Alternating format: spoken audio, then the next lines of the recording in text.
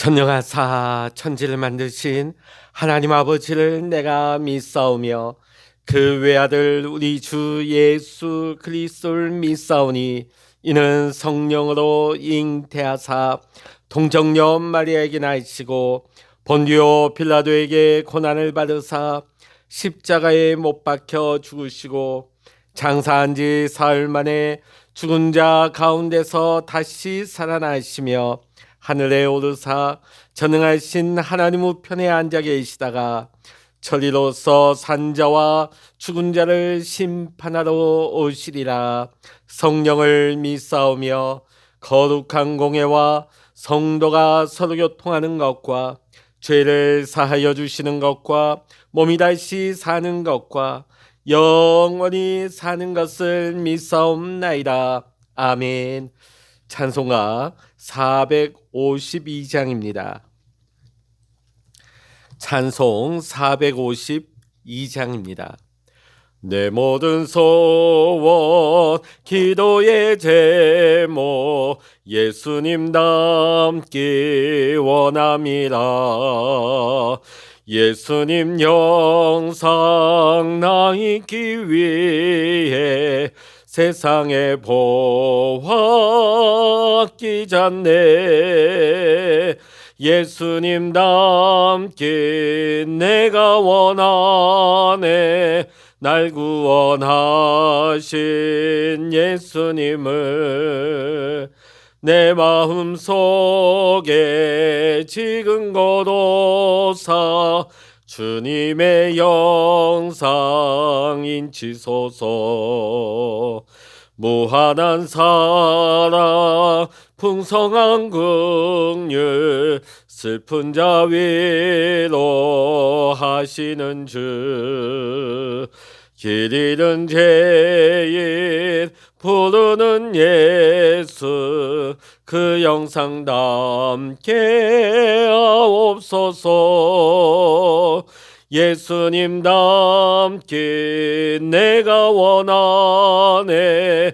날 구원하신 예수님을 내 마음 속에 지금 거둬사 주님의 영상 인치소서. 겸손한 예수 거룩한 주님 원수의 멸시 참으시사 우리를 위해 고난을 받은 구주를 닮게 하옵소서. 예수님 닮기 내가 원하네. 날 구원하신 예수님을 내 마음 속에 지금 거둬사 주님의 영상 인치소서. 아멘. 이 시간 우리에게 주시는 하나님의 말씀 고린도전서 11장 1절부터 10절까지의 말씀 우리 같이 보시겠습니다. 고린도전서 11장 1절로부터 16절까지 같이 읽겠습니다. 11장 1절로부터 16절까지 우리 같이 말씀 읽겠습니다. 내가 그리스도를 본받는 자가 된 것 같이 너희는 나를 본받는 자가 되라. 너희가 모든 일에 나를 기억하고 또 내가 너희에게 전하여 준 대로 그 전통을 너희가 지킴으로 너희를 칭찬하노라. 그러나 나는 너희가 알기를 원하노니 각 남자의 머리는 그리스도요 여자의 머리는 남자요 그리스도의 머리는 하나님이시라.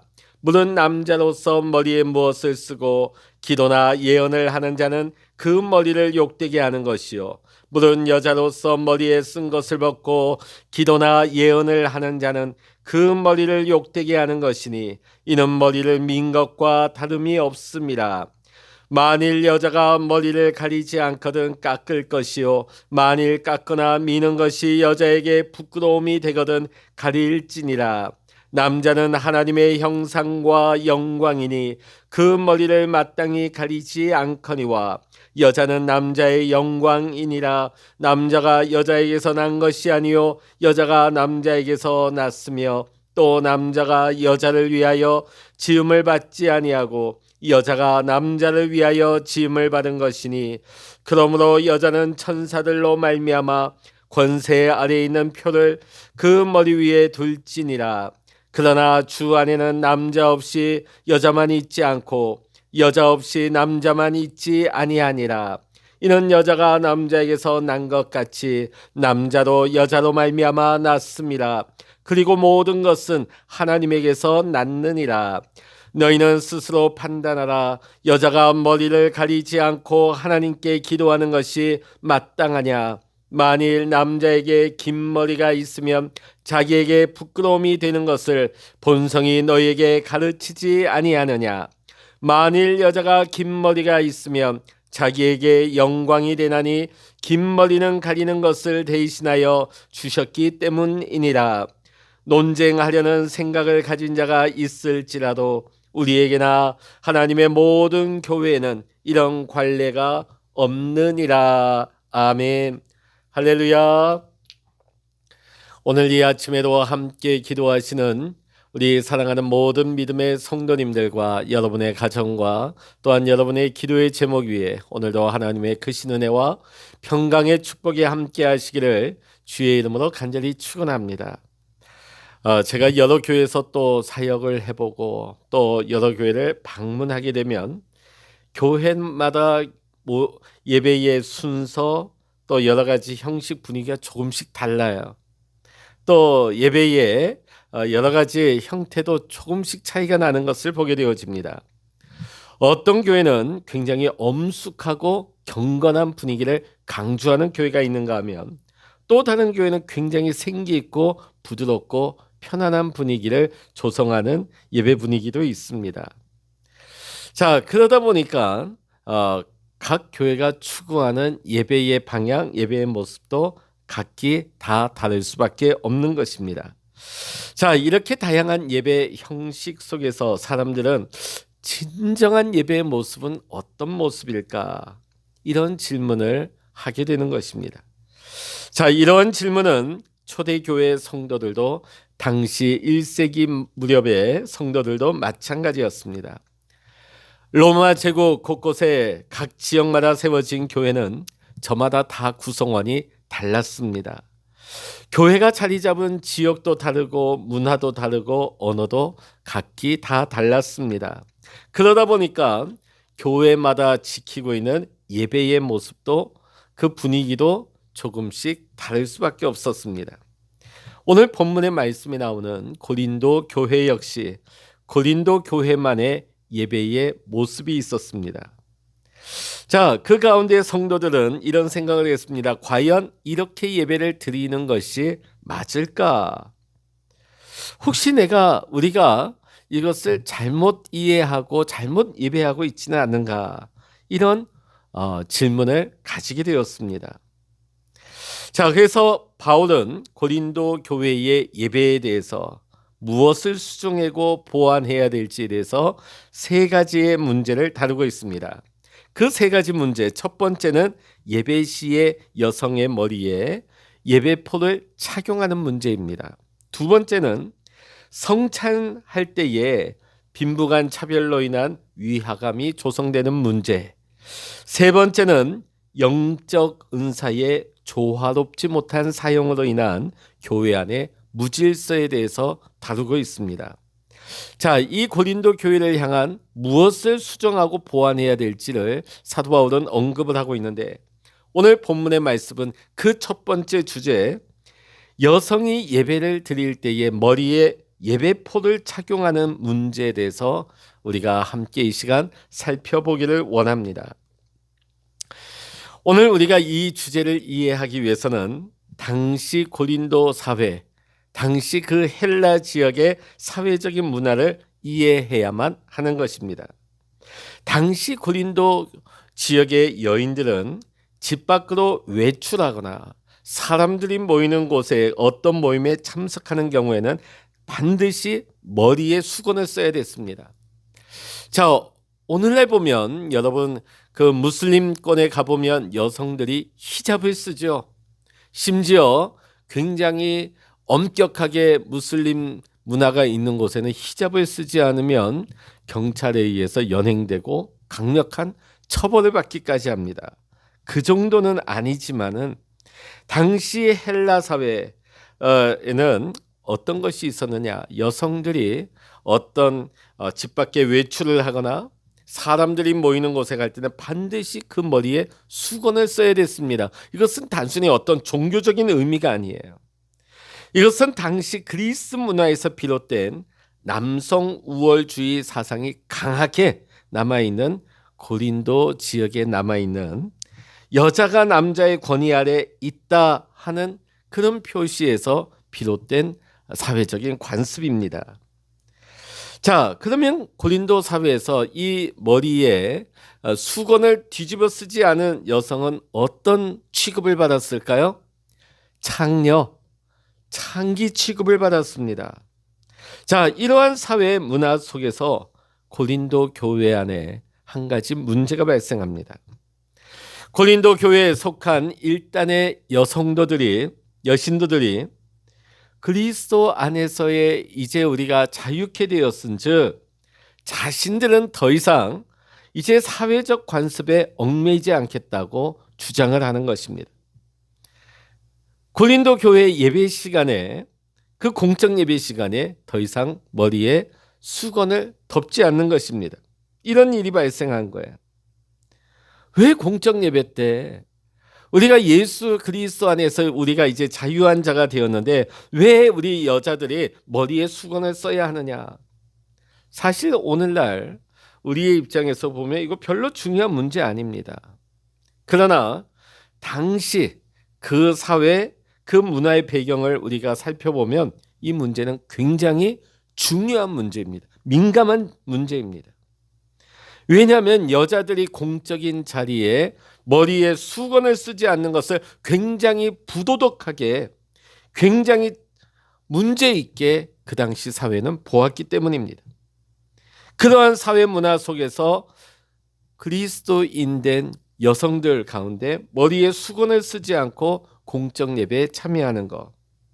자, 이것은 교회 밖에 있는 불신자들에게 마치 교회가 예배 시간이 부도덕한 자들의 모임인 것처럼, 굉장히 문제 많은 사람들의 모임인 것처럼 오인하게 만드는 요소가 충분했습니다.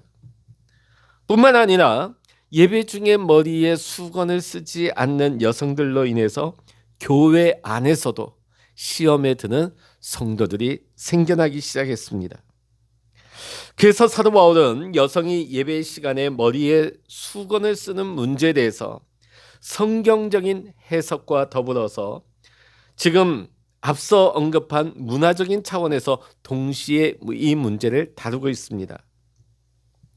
먼저 바울은 3절에서 이 세상을 창조하신 하나님의 창조 질서에 대해서 언급을 하고 있습니다. 그러나 나는 너희가 알기를 원하느니 각 남자의 머리는 그리스도요, 여자의 머리는 남자요, 그리스도의 머리는 하나님이시라. 우리가 얼핏 보면 야, 바울 굉장히 남성 우월주의자 아니야? 남성 중심의 사고를 하고 있는 사람 아니야? 자, 왜냐하면 남성과 여성 모두가 하나님께 다 속했어요. 자, 남녀는 서로가 다 상호 의존적인 존재이고 서로 보완적인 관계이기 때문입니다.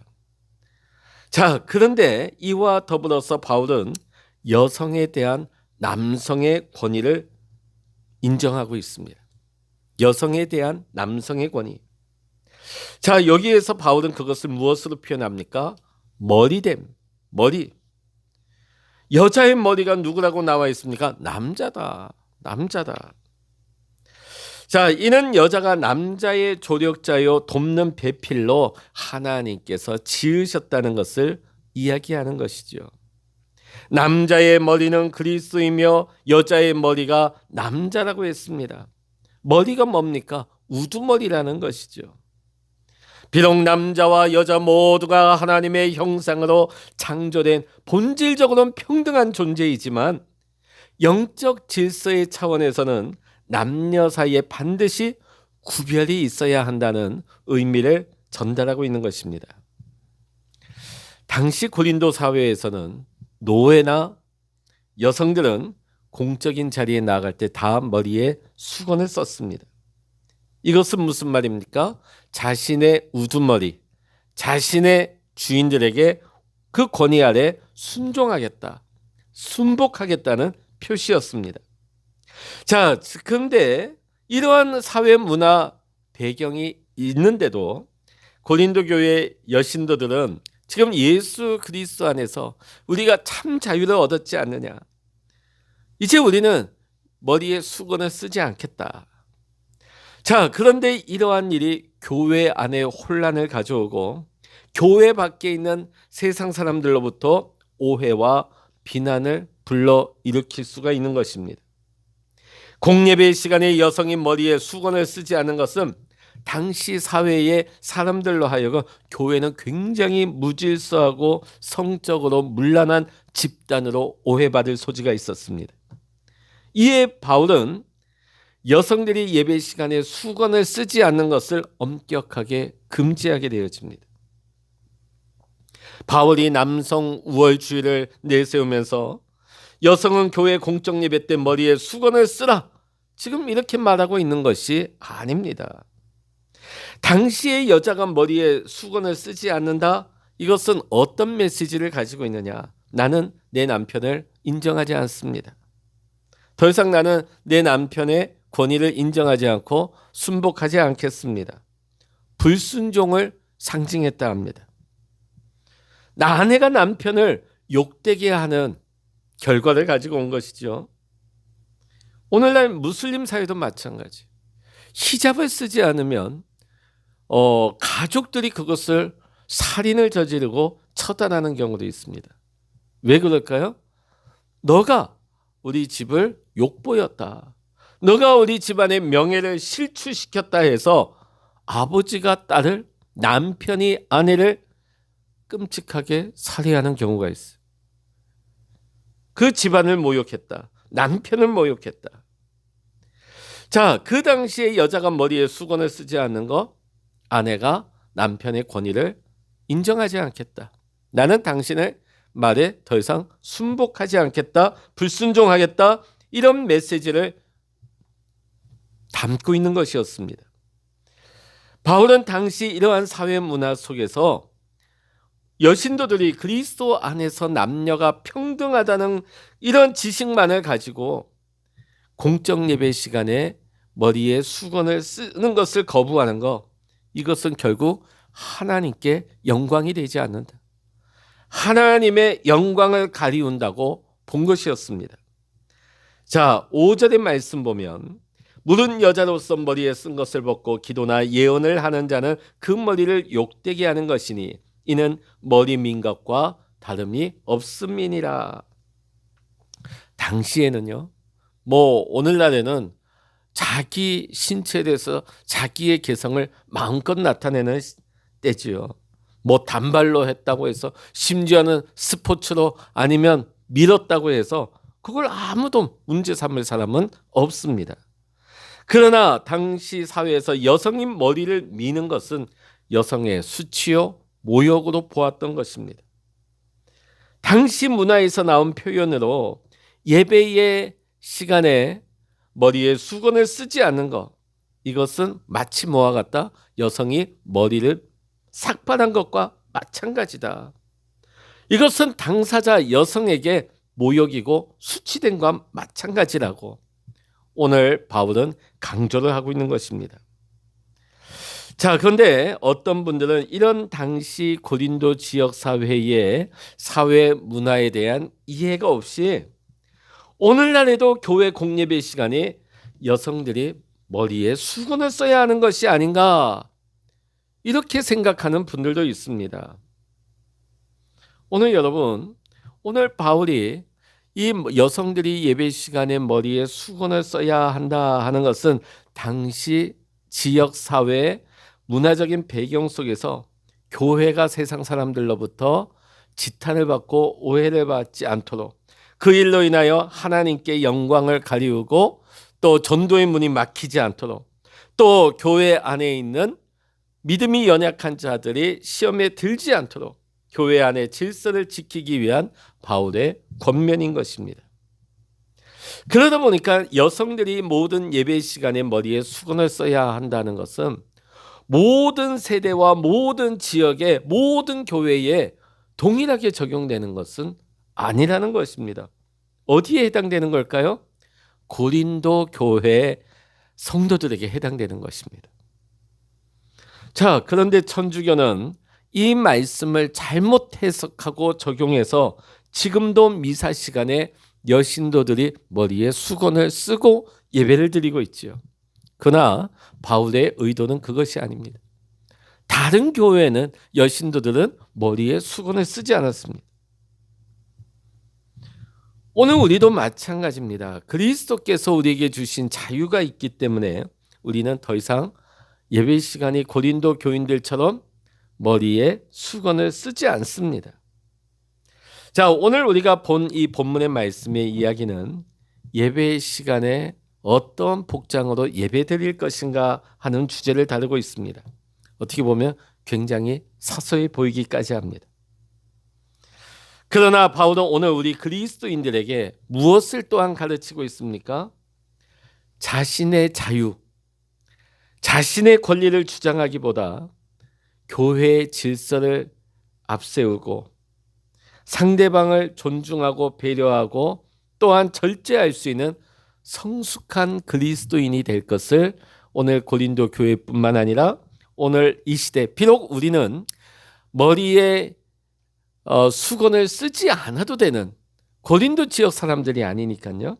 그런데 오늘 고린도 전서의 말씀, 오늘 이 본문의 말씀을 통해서 내 자유도 있고 내 권리도 있지만 그보다 우리는 먼저 교회의 질서를 생각하고 상대방을 배려하고 또 절제하면서 성숙한 그리스도인이 될 것을 오늘 우리에게 강조하고 가르치는 이 사도 바울의 이 가르침을 우리는 깊이 새기고 오늘 우리의 삶에 적용해야 될 줄로 믿습니다. 오늘 우리 그리스도인들은 하나님께서 우리에게 주신 자유 안에 있습니다. 그러나 그 자유와 권리 가운데에서도 교회의 질서와 교회의 덕을 위하여서 나를 낮추고 겸손하게 절제하면서 오늘도 겸손하게 살아갈 수 있는 그리스도인이야말로 진정 성숙한 그리스도인이라 할 것입니다. 오늘 이 시간 저와 여러분이 성숙한 그리스도인으로서 살아갈 수 있기를 이 시간 주의 이름으로 간절히 축원합니다. 기도하시겠습니다. 할렐루야. 하나님 아버지, 사도 바울은 오늘 고린도 교회의 여신도들에게 너희가 그리스도 안에 자유도 있고 권리도 있지만 교회의 질서와 덕을 세우기 위하여 또 하나님의 영광을 위하여 예배 시간에 머리에 수건을 쓰라 가르치고 있습니다.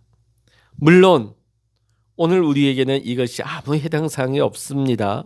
그러나 우리는 교회의 질서와 덕을 세우며 또 하나님의 영광을 위하여서 또 전도의 문이 닫히지 않도록 하기 위하여 우리가 날마다 내 자유도 절제하며 내 권리도 때로는 내려놓을 줄 알며 겸손하게 섬길 수 있는 성숙한 그리스도인의 삶으로 살아가게 하여 주시옵소서. 오늘도 우리가 기도의 골방에 엎드려 기도합니다. 우리의 기도에 주님 귀 기울여 주시고 오늘도 하나님의 뜻이 우리의 삶 속에 우리 가정 가운데 우리의 모든 삶의 터전 가운데 하나님의 나라가 하나님의 뜻이 임하여서 내 모든 삶을 통하여서 하나님이 영광 받으시기를 간절히 소망하오며 우리 주 예수 그리스도의 이름으로 간절히 기도하옵나이다. 아멘. 찬양하라 내 영혼아, 찬양하라 내 영혼아,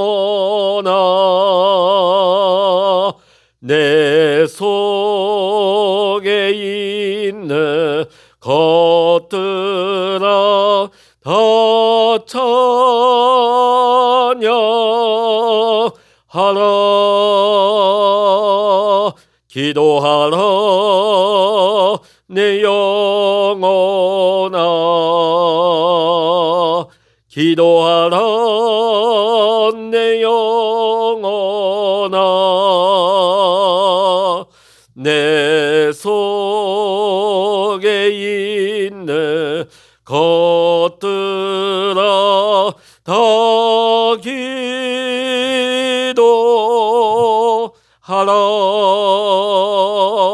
주여 일창으로 합심하여 기도하십니다. 주여